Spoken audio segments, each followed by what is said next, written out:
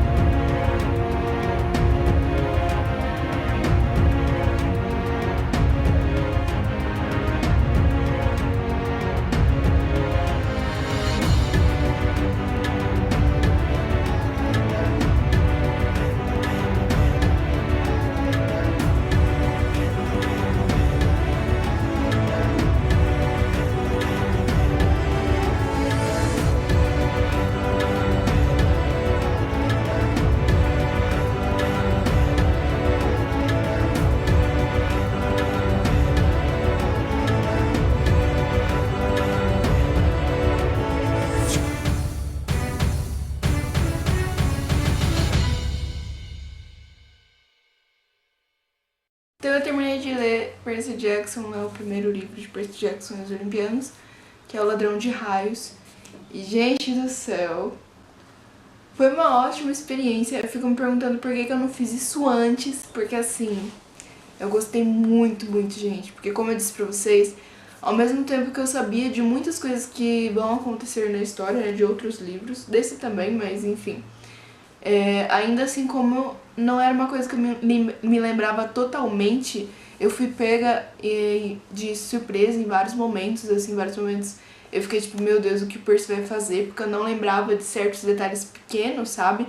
Sobre luta com certos monstros que ocorrem durante a trajetória do Percy. São muitas lutas, então assim, você acaba nem se lembrando muito delas.